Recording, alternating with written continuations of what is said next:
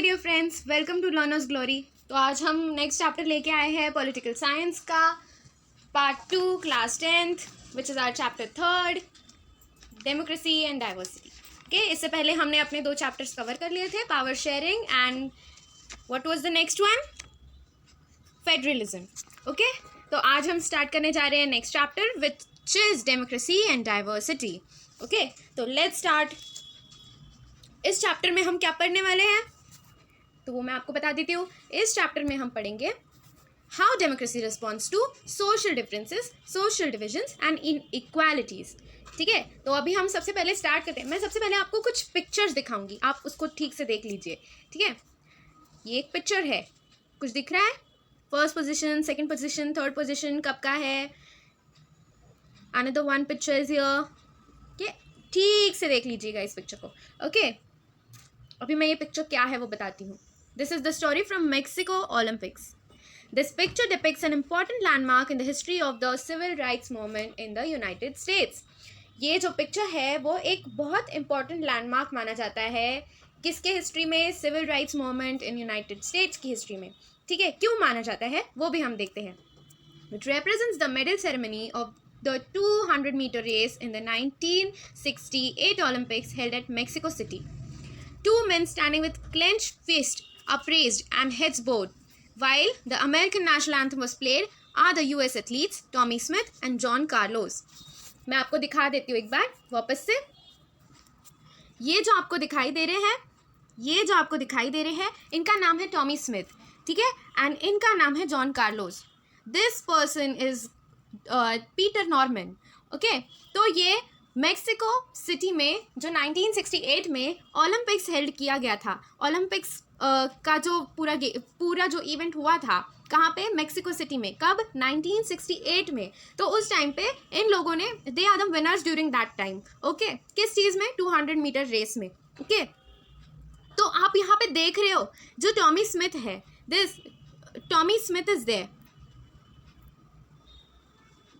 आप यहाँ पे देख रहे हो, here is Tommy Smith, he is on first position. ठीक है, John Carlos is on third position and Peter Norman is on second position. Peter Norman is from Australia. Okay, he is a white. आपने इनके हाथ देखे?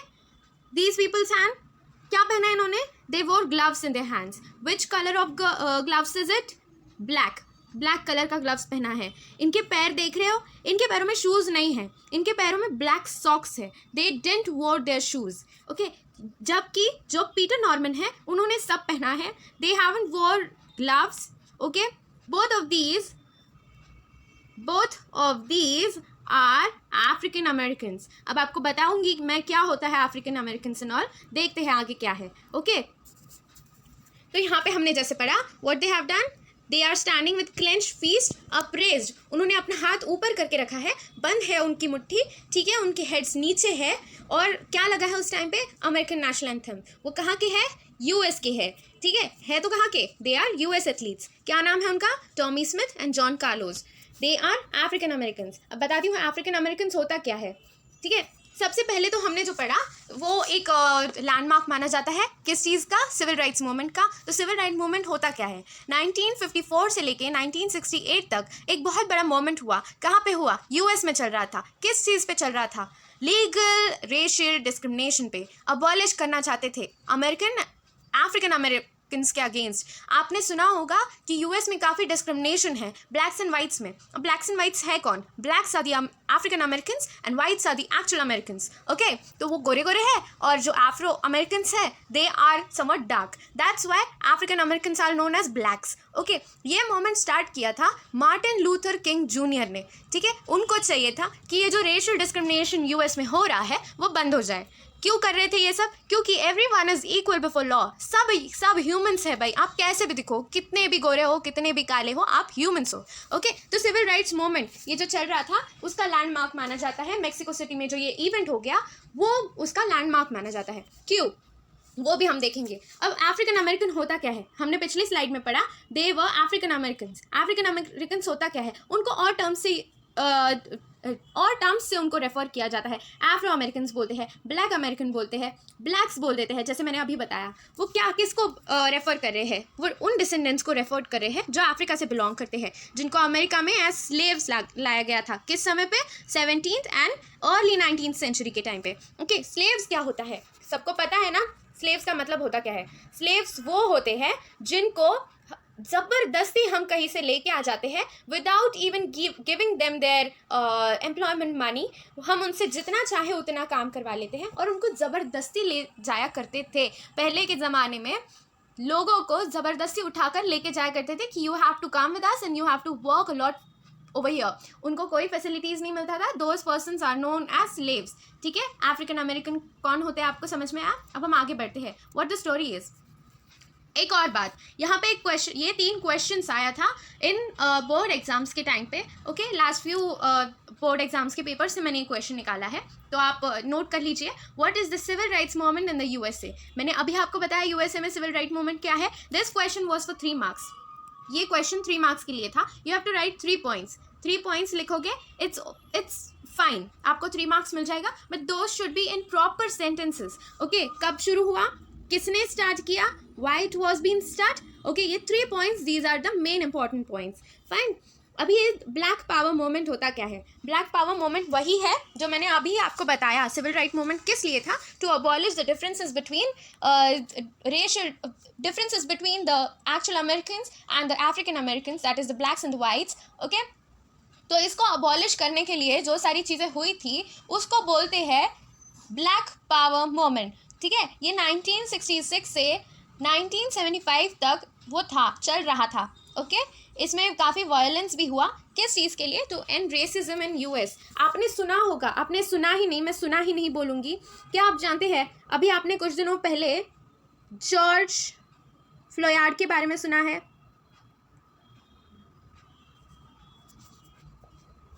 नहीं सुना?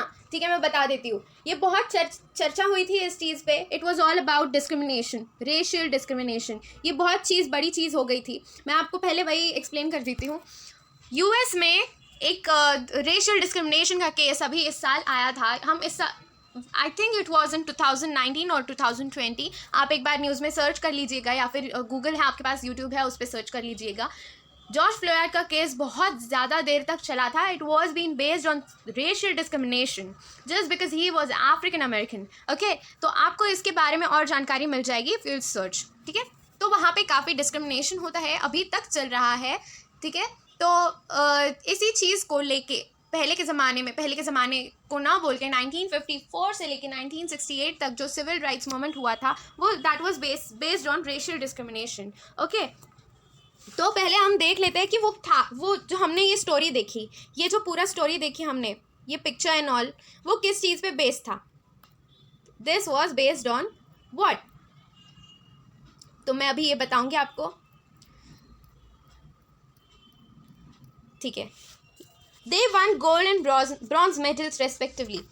जो Tommy Smith थे, आपने देखा, this is the platform, this is 1, this is 3, this is 2.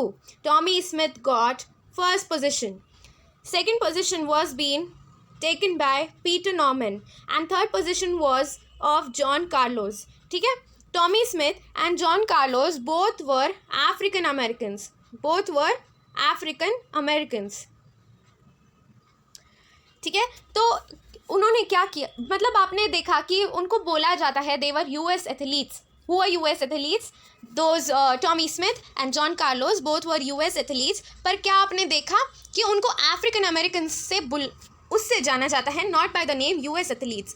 ठीक है, they received the medal by wearing black socks. उन्होंने मेडल कैसे रिसीव किया? By wearing black socks, no shoes, to represent black power. मैंने अभी जो ब्लैक पावर के बारे में बताया, विच लास्टेड फ्रॉम 1966 to 1975. वो रिप्रेजेंट क्या कर रहे थे? वो ब्लैक पावर को रिप्रेजेंट कर रहे थे. ठीक है, तो वो क्या पहना था उन्होंने ब्लैक सॉक्स पहना था और नो शूज़. ठीक है, इतना ही नहीं, आपने उनका हाथ देखा होगा, मैंने आपको हाथ दिखाया उनका, तो उसमें उन्होंने ब्लैक कलर का ग्लव्स पहना था. देयर हैंड्स वो बीन क्लेंच्ड, उन्होंने बंद कर ली थी अपनी मुट्ठी. ओके, चलो, उनका मोटिव क्या था? उनका मोटिव था to draw international attention to racial discrimination in United States. ठीक है, उनका उनका जो मोटिव था वो ये था कि उनको पूरी दुनिया का जो नज़रें है वो यहाँ पे लाके दिखानी थी कि देखो हमारे यहाँ पे कितना रेशियल डिस्क्रिमिनेशन होता है। ओके, अभी आप यहाँ मैंने आपको second position was been held by Peter Norman, ये मैंने आपको बता दिया। वो कौन थे? He was Australian athlete. ठीक है, वो उनका कलर क्या था? क्या आपने देखा? उनका कलर वाइट था। He was silver medalist. उन्होंने सेकंड पोजीशन उनको सेकंड पोजीशन मिला था। ठीक है, तो वो कहाँ के थे? वो थे ऑस्ट्रेलिया के। And those two athletes from where? They were from US. ठीक है, दे वर अफ्रीकन अमेरिकन। और ये पीटर नॉर्मन कौन थे? वाइट थे। Those two were black and he was white, but still see what he did. He wore human rights badge on his shirt to support the two Americans. उन्होंने क्या किया? Human rights badge अपने shirt पे लगा लिया, किसको support करने के लिए? उन दो अफ्रीकन अमेरिकन्स के लिए। ठीक है, I hope you understood this. ठीक है, तो अभी हम आते हैं अपने, अच्छा ठीक है, चलो उसका कंसिक्वेंसेस क्या हुआ वो देखते हैं। ठीक है, कंसिक्वेंसेस हुआ, उनके मेडल वापस ले लिए। ओके, बहुत ज़्यादा क्रिटिसिज्म करना पड़ा। थर्ड जो पीटर नॉर्मन थे जिन्होंने उनको सपोर्ट किया, उनको सबसे ज़्यादा सफ़र करना पड़ा। कैसे? उनका जो मेन गेम है, जो उनका मोटिव है, जो उनकी जिसके लिए वो इतनी मेहनत करते थे, वही उनसे छीन लिया। कैसे? Norman too suffered for his action and was not included in the Australian team for next Olympics. उनको नेक्स्ट ओलंपिक्स में लिया ही नहीं। ठीक है, तो इनको भी सफ़र करना पड़ा just because he wore that badge on his shirt. ठीक है, अभी लास्ट पॉइंट ये आता है कि उनका जो मोटिव था, those African Americans Tommy Smith and John Carlos का जो मोटिव था वो पूरा हो गया। कैसे पूरा हो गया? They succeeded in gaining international attention for civil rights movement in US. उनका जो इंटेंशन था वो पूरा हो गया। ठीक है, जो अटेंशन चाहते थे वो अटेंशन मिल गया। अब आपको ये पिक्चर दिख रहा है, ये पिक्चर किस बारे में? जो फर्स्ट पोजीशन पे है that is Tommy Smith, third position पे है that is John Carlos, and second position is blank, वहाँ कोई नहीं है। ठीक है, वाई? क्योंकि वो वहाँ पे पीटर नॉर्मन थे। इनको पीटर नॉर्मन को नहीं दिखाना है, इनको दो अफ्रीकन अमेरिकन्स को दिखाना है, उनको जिन्होंने ये मूवमेंट को स्टार्ट किया।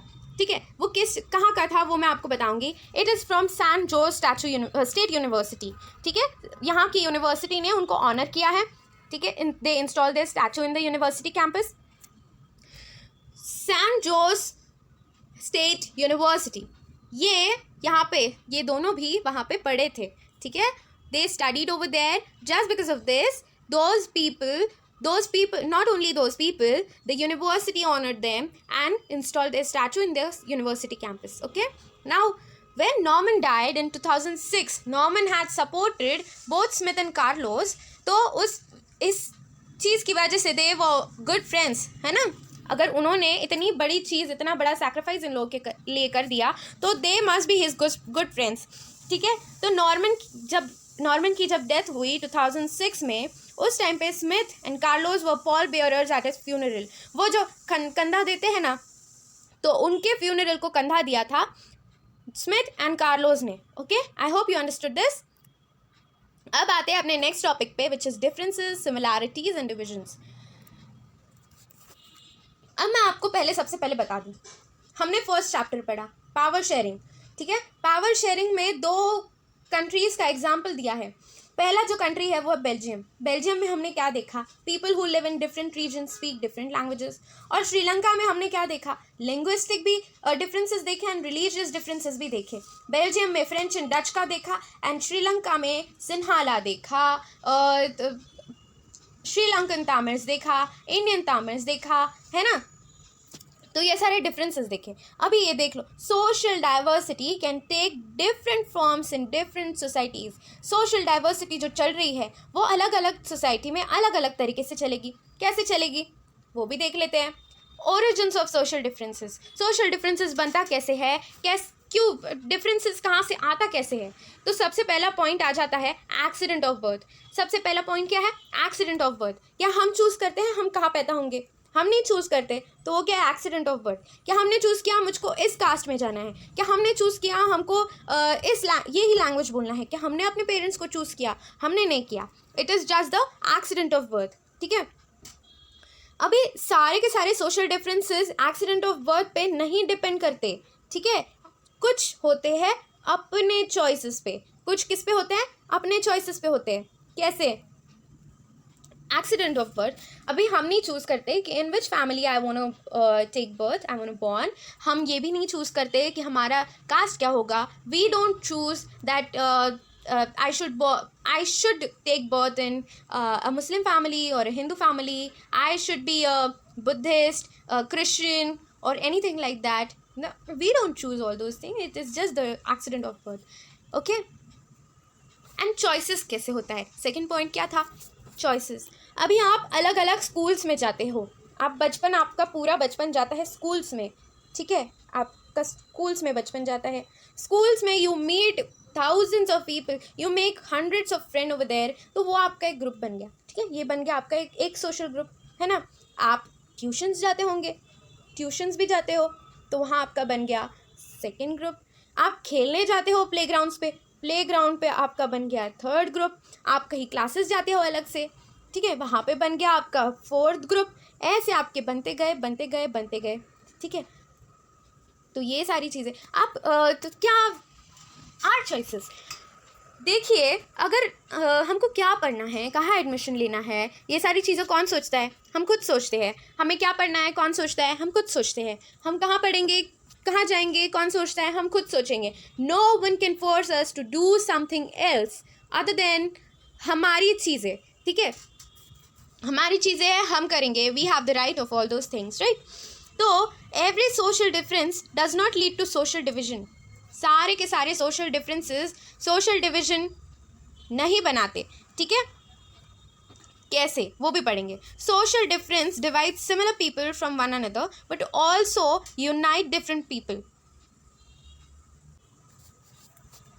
Social differences divide similar people from one another, but they also unite very different people.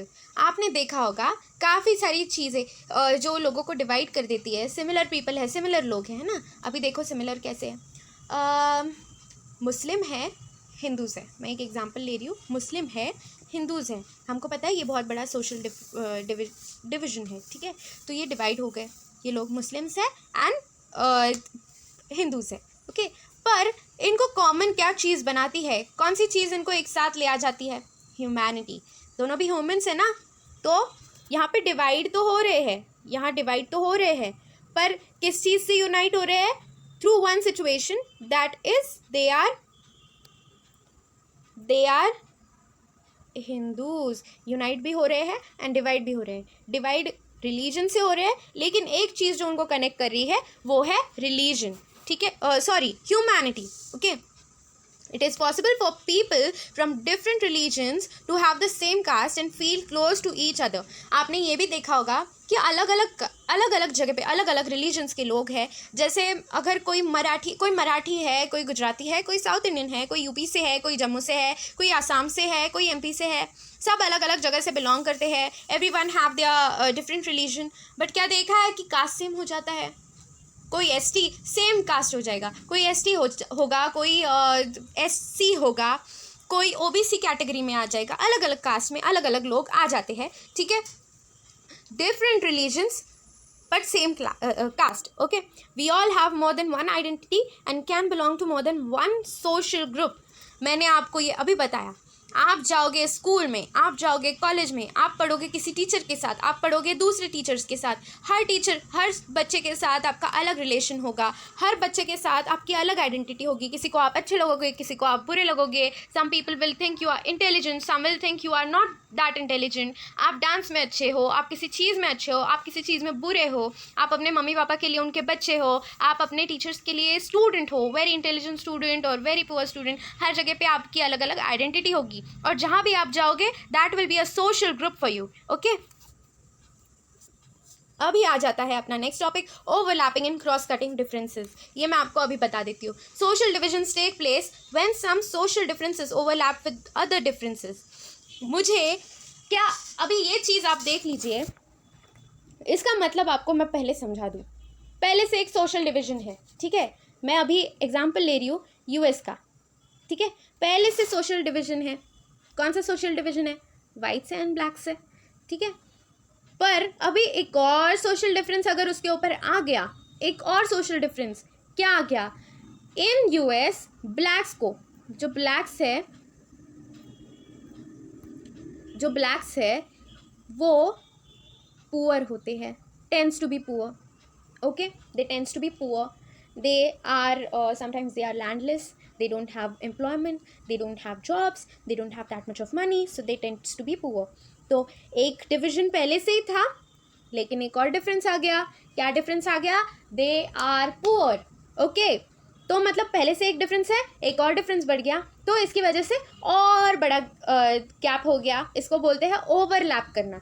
ठीक है, इंडिया में भी सेम सिचुएशन है. There are Dalits and there are other caste. Dalits को पहले ज़माने में ना, दलित्स को बहुत नीचे का समझा जाता था. तो पहले तो वो गरीब थे ही, ठीक, पहले तो दलित्स थे ही, उनका कास्ट ही दलित में चला गया. लेकिन दूसरी चीज़ क्या आ गई कि उनको सबसे ज़्यादा गरीब घोषित कर दिया. वो ज़्यादा से ज़्यादा गरीब थे, दे वर लैंडलेस. ठीक है, तो उस टाइम पे भी पहले से वो अलग कैटेगरी में है, अलग कास्ट में है. लेकिन एक और सोशल डिफरेंस क्या आ गया कि वो बहुत ज़्यादा गरीब है. ठीक है, बाकी कास्ट के मुकाबले वो गरीब है. तो these often face discrimination and injustice. I hope आपको ओवरलैपिंग का मतलब समझ आया हो. मैंने अभी आपको सिर्फ ओवरलैपिंग का मतलब बताया है. अब क्रॉस कटिंग पे आएंगे हम. Okay, this kind of situations produce social divisions when one kind of social difference becomes more important than the other and people start feeling that they belong to different communities, जो मैंने आपको यहाँ पे बताया. ठीक है, coming to next slide. If social differences cross-cut one another, it means that the groups that share a common interest on one issue are likely to be in different sides on the different issues. मैं आपको cross-cut अभी बता देती हूँ. cross-cutting होता क्या है? Okay? अब हम कर रहे हैं क्रॉस कटिंग वन अनदर. ठीक है, क्रॉस कटिंग डिफरेंसेस होता क्या है? क्रॉस कटिंग का डिफरेंस ये होता है, देखिए मैं पहले ये स्टेटमेंट पढ़ दूँ, आपको शायद समझ में आ जाए. If social differences cut one another, it means that the group that share a common interest on one issue are likely to be in different side on different issues. ये सिचुएशन हो क्या गई? ठीक है, अभी मैंने आपको अभी कुछ देर पहले जो सिचुएशन बताई कि हिंदूज़ है, इंडिया में हिंदूज़ है और मुस्लिम्स भी है, हिंदू है मुस्लिम भी है, ये इनको क्या बना रहे हैं? अलग बना रहे हैं. यहाँ पे क्या हो गया? सोशल डिफरेंस हो गया, क्रॉस कट कर रहे हैं एक दूसरे को. लेकिन इनमें बीच में सिमिलैरिटी क्या आ जाती है कि दोनों क्या है? ह्यूमंस है. दोनों में क्या आ जाता है? ह्यूमैनिटी आ जाती है. ठीक है, तो इसको बोलते हैं क्रॉस कटिंग. मैं अभी सिचुएशन ले रही हूँ आयरलैंड की, नॉर्दर्न आयरलैंड. ओके, सबसे पहले मैं नेदरलैंड्स का बताऊंगी. नॉर्दर्न आयरलैंड का जो सिचुएशन है that will come in that overlapping situation. Okay, अभी ये जो मैं नेदरलैंड्स का बताऊंगी that situation will come in cross cutting. Northern Ireland में ना, नॉर्दर्न आयरलैंड एंड नेदरलैंड्स में प्रीडोमिनेंटली क्रिश्चियंस रहते हैं. ठीक है, कौन है? क्रिश्चियन पीपल रहते हैं. लेकिन क्रिश्चियनिटी को भी दो इस हिस्सों में डिवाइड कर दिया. एक बना दिया Catholics and another one is Protestants. ठीक है, अभी नॉर्दर्न आयरलैंड का सिचुएशन अलग है एंड नेदरलैंड्स में सिचुएशन अलग है. सिचुएशन क्या है? We will study it with an example. सबसे पहले मैं अभी आपको डिफरेंस क्या है वो बता देती हूँ. क्या है ना, नॉर्दर्न आयरलैंड में क्रिश्चियंस रहते हैं और नेदरलैंड्स में भी क्रिश्चियंस ही है, लेकिन दोनों को किस में डिवाइड किया? कैथोलिक्स एंड प्रोटेस्टेंट्स में डिवाइड किया है. ठीक है, अभी दोनों यहाँ पे ना क्लास एंड रिलीजन ओवरलैप करता है. कैसे ओवरलैप करता है? जैसे अभी हमने पिछले स्लाइड में देखा, क्या देखा कि जो अफ्रीकन अमेरिकन्स है तो ब्लैक्स एंड वाइट्स है. तो वाइट्स क्या है? They tend to be rich and blacks क्या है?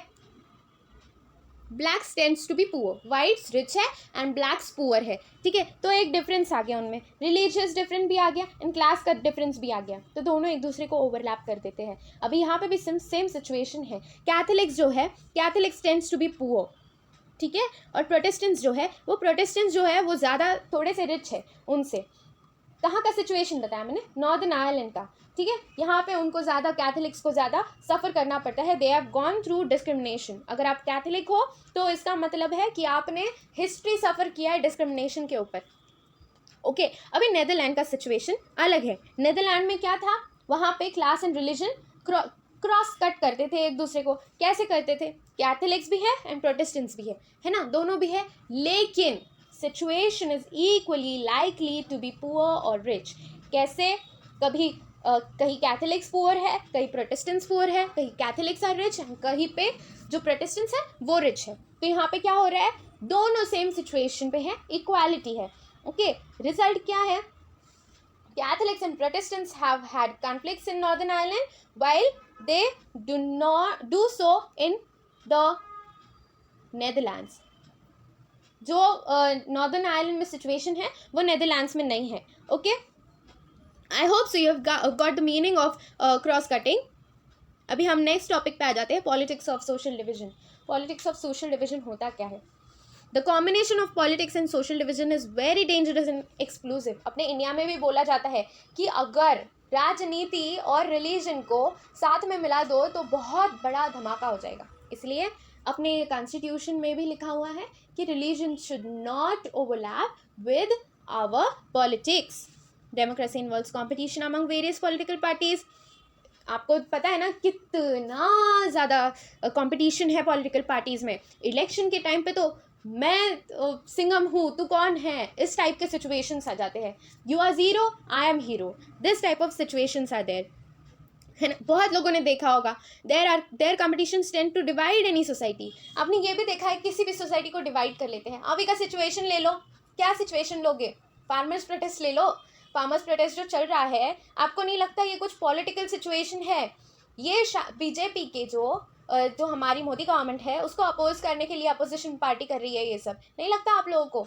शायद दे आर प्रोवोकिंग फार्मर्स, वो इंस्टिगेट कर रहे हैं फार्मर्स को कि आप झगड़ो आपके राइट्स के लिए। क्या आपने वो सिचुएशन देखा दैट मोदी गवर्नमेंट आने से पहले उन लोगों का भी मोटिव यही था कि if our government will be there तो हम 3 फार्म लॉज इंट्रोड्यूस करेंगे। पर अभी क्या हो गया? मोदी गवर्नमेंट आ गया। मोदी गवर्नमेंट आ गया तो Modi government did all those things. So उनको तो पॉइंट चाहिए ना कि we are going to oppose this particular thing. तो इसलिए उन्होंने क्या किया, इस चीज़ के ऊपर इतना बड़ा हंगामा किया। तो सी उसका रिजल्ट, उसका कॉन्सिक्वेंसेस क्या हुआ? The farmers are there on the highways of Delhi. Okay, तो कंपटीशन जो इनके बीच में चलता रहता है वो किसी भी सोसाइटी को डिवाइड कर सकता है। अभी फार्मर्स अपना इंडिया का सबसे मेन हिस्सा है, तो फार्मर्स को ही डिवाइड करने चले हैं। ओके, केस स्टडी लेते हैं। मैंने अभी आपको नॉर्दर्न आयरलैंड एंड नेदरलैंड्स के बारे में बताया, तो देखिए, पढ़िए। Northern Ireland, the difference between 2 major sectors of Christianity, that is 53% of Protestants and 44% of Catholics to the form of politics. यहाँ पे पॉलिटिक्स का फॉर्म ले लिया, किसने लिया? इनके, ये जो दोनों में डिवाइड हो गए हैं ना, कैथलिक्स एंड प्रोटेस्टेंट्स, तो इनकी वजह से एक बहुत बड़ा पॉलिटिकल पार्टीज का जो ये गेम्स होते हैं ना, राजनीति बोलते हैं जिस चीज़ को, वो स्टार्ट हो गई। कैथलिक्स कौन रिप्रेजेंट कर रहे थे? कौन लोग कर रहे थे? नेशनलिस्ट रिप्रेजेंट कर रहे थे कैथलिक्स को। एंड जो प्रोटेस्टेंट्स थे दे वर रिप्रेजेंटेड बाय यूनियनिस्ट। ठीक है, कैथलिक्स डिमांड कर रहे थे कि नॉर्दर्न आयरलैंड को रिपब्लिक ऑफ आयरलैंड में यूनिफाई कर दो ताकि ये प्रीडोमिनेटली कैथलिक कंट्री बन जाए। लेकिन Protestants were not agreeing that. वो बोल रहे थे कि we want to remain with UK which is predominantly Protestants. Okay, later on it took a drastic form which ended by taking the lives of hundreds of people. यहाँ पे इतनी माराकाटी हुई कि बहुत सारे लोगों की जान चली गई। किस चीज़ के ऊपर लड़ते हो भाई? क्या करोगे? कास्ट एंड रिलीजन के ऊपर झगड़ झगड़ के everyone is equal before law. क्यों कर रहे हो ये सारी चीज़ें, है ना?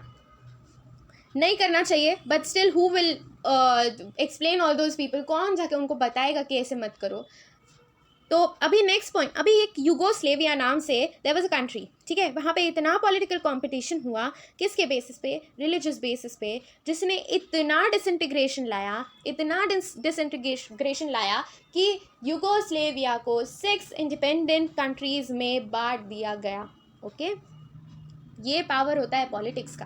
कोई किसी को सीखना हो ना कि मूड कैसे बदलते हैं या फिर वादे कैसे बदलते हैं, गो टू दैट पॉलिटिशियंस। वो आपको बहुत अच्छे से सिखा देंगे कि भाई अपना जो मूड कैसा होता है ना, अपने जो वर्ड्स होते हैं वो कैसे बदलते हैं, वो आपको बहुत अच्छे से सिखा देंगे।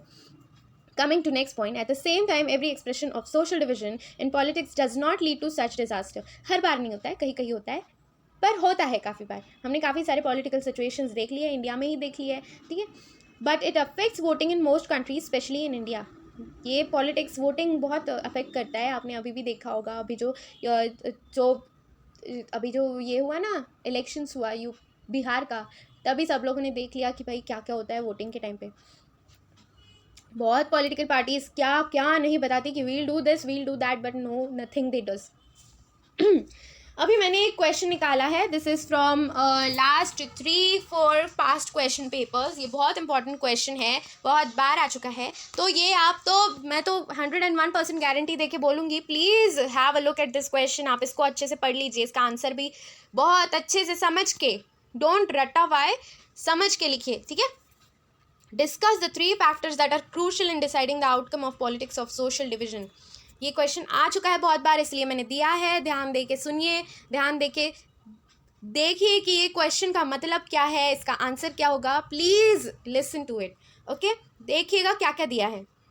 3 डिटरमिनेंट्स, जो अभी क्वेश्चन दिया उसका आंसर कैसे आंसर देखिए. 3 factors are crucial in deciding the outcomes of politics of social division. क्या क्या क्रूशियल फैक्टर्स है. First, the outcome depends on how people perceive their identities. If people see their identities in singular and exclusive terms, it becomes very difficult to solve. यहाँ पे क्या हो गया है, अगर देखिए नॉर्दर्न आयरलैंड, मैं आपको यहाँ पे एक सिचुएशन, एक एग्जांपल देती हूँ. अगर नॉर्दर्न आयरलैंड के लोग यही सोचेंगे कि वो कैथोलिक है या प्रोटेस्टेंट है, तो वो उनके लिए बहुत डिफिकल्ट हो जाएगा भाई. They will never be able to go forward. वो कभी आगे नहीं बढ़ पाएंगे अगर वो यही चीज़ में ऐसे अटके रहे तो, कि भाई मैं कैथोलिक हूँ, भाई मैं प्रोटेस्टेंट हूँ. क्यों नहीं सोच रहे कि दोनों क्रिश्चियन है, ठीक है. तो ये डिटरमाइन कर, ये बहुत डिफिकल्ट हो जाएगा जब तक लोग अपनी आइडेंटिटी परसीव करना ना सीखें, ठीक है. सेकंड पॉइंट आ जाता है, it depends on how political leaders raise the demands of any community. Second point क्या है, political leaders raise the demands of any community. It is easier to accommodate demands that are within the constitutional framework and not at the cost of another community. ये क्या है, इसका मतलब क्या है. अभी आपने जो हमने फर्स्ट चैप्टर पढ़ा पावर शेयरिंग में, उसमें श्रीलंका, अभी श्रीलंका का सिचुएशन हमने देखा. श्रीलंका में क्या हुआ, सिन्हाला कम्युनिटी ने डिमांड कर दिया बस सिन्हालास के बारे में, है ना. गवर्नमेंट किसका था, सिन्हाला का था. They didn't even thought about other Tamil speaking communities over there. उन्होंने डायरेक्टली कहा कि सिन्हाला का, उन्होंने डायरेक्टली सिन्हाला को एज नेशनल लैंग्वेज घोषित करने का ट्राई कर दिया, उन्होंने कह दिया. And even government agreed with them, ठीक है. किसी ने तमिल्स के बारे में सोचा ही नहीं. अभी only Sinhala, they didn't even thought about other communities. तो यहाँ पे तो सिचुएशन बढ़ेगी. पॉलिटिकल लीडर्स ने डिमांड कर दिया किसी चीज़ के लिए, तो प्रॉब्लम्स तो बढ़ेगा, कन्फ्लिक्ट्स तो होगा. ये चीज़ जो कॉन्स्टिट्यूशनल फ्रेमवर्क में नहीं आता, वो चीज़ आप बोलो मत. एंड इस कॉस्ट पे मत लो कि दूसरी कम्युनिटी पे इट विल बी हार्मफुल, ठीक है. अभी अपना थर्ड पॉइंट आ जाता है, it depends on how the government reacts to the demands of different people. ठीक है, ये भी डिपेंड करता है कि जो अलग अलग गवर्नमेंट है अलग अलग ग्रुप्स के डिमांड्स पे कैसे रिएक्ट करता है. यहाँ पे मैं एग्जांपल लूँगी बेल्जियम का एंड श्रीलंका दोनों का.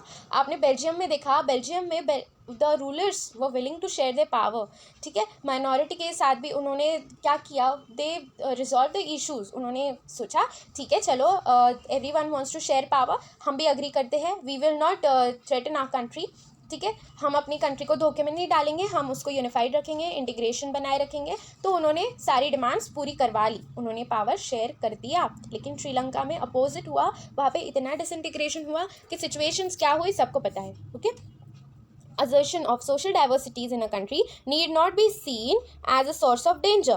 In a democracy, political expression of social divisions is very normal and can be healthy. कहीं कहीं पे डेमोक्रेसी में political expressions are important, healthy होता है, अच्छा होता है, ठीक है. काफ़ी जगह पे वो अलग ड्रास्टिक चेंज ले लेता है, पर कहीं कहीं पे नहीं होता. उसकी वजह से काफ़ी अपना काफ़ी फ़ायदा हो जाता है, या फिर काफ़ी सारे चेंजेस होते हैं, डेवलपमेंट होता है, काफ़ी सारी चीज़ें होती है ना. और नॉर्मल है, हर कंट्री में पॉलिटिकल अफेयर्स चलते रहते हैं. Expression of various kinds of social divisions in politics often results in their cancelling one another out and thus reducing their intensity. अभी पॉलिटिक्स में भी क्या होता है, एक दूसरे को नीचे गिरा के उनका इंटेंसिटी, जो उनका पावर है ना, वो एकदम निचोड़ देना चाहते हैं. कौन लोग, पॉलिटिक्स में ही होता है ऑलमोस्ट, कहीं और नहीं होता. This leads to strengthening of a democracy. Okay, a positive attitude towards diversity and a willingness to accommodate it do not come about easily. Diversity के बारे में जो अपना एटीट्यूड, पॉजिटिव एटीट्यूड है, वो जल्दी नहीं आता, इजीली नहीं आता, उसके लिए बहुत सोचना पड़ता है, बहुत सारी चीज़ें करनी पड़ती है. Sometimes social differences can take the form of unacceptable level of social inequality and injustice. कई बार सोशल डिफरेंसेस इतना बढ़ जाता है कि वो इतना एक्सट्रीम लेवल ले लेगा, इतना इंटेंसिफाई होगा कि वहाँ पे बहुत ज़्यादा इनइक्वालिटी हो जाएगी एंड इनजस्टिस मिलेगा. That will be harmful to the country also and it will not be a democracy anymore. Okay, The struggle against such inequalities sometimes take the path of violence and defiance of state power. मैंने अभी आपको ये बताया. ठीक है, last point पे आ जाते हैं, the most important point. Democracy is the best way to fight for recognition and also to accommodate diversity. I hope आपको ये सारी चीज़ें समझ में आ गई होंगी. Democracy and diversity is a very good chapter. Please have a look on it. It's there in your book and very nicely explained in our NCERT textbook. देख लीजिएगा. and मैंने जो आपको questions दिए हैं, do it properly, revise all those questions properly. मैंने first chapter का questions नहीं दिया है, आई थिंक सो. मैंने सेकंड चैप्टर से आपको क्वेश्चंस दिए हैं. फर्स्ट चैप्टर का अगर मैंने नहीं दिया है, I will definitely give you all those questions in description box. Okay, so please prepare well. So आपका जो बोर्ड एग्जाम्स होगा, those will be very good. आपको बहुत अच्छे रिजल्ट्स मिलेंगे. मैं अभी जल्दी जल्दी ये सारी चीज़ें, ये अपना पॉलिटी कंप्लीट करके then I will move on to other subjects. इसलिए मैं आपको बोल रही हूँ कि अच्छे से प्रिपेयर कीजिएगा, आपको ही फ़ायदा होगा. Okay, thank you so much for watching this video. If you have not subscribe to our channel, please subscribe, like, share and comment. अगर आप सच में चाहते हैं आपको फ़ायदा हो हमारे वीडियोस से, तो ज़्यादा से ज़्यादा लाइक कीजिएगा, ज़्यादा से ज़्यादा कमेंट कीजिएगा और ज़्यादा से ज़्यादा आपके फ्रेंड्स को शेयर कीजिए, ताकि हम और मोटिवेट होकर आपके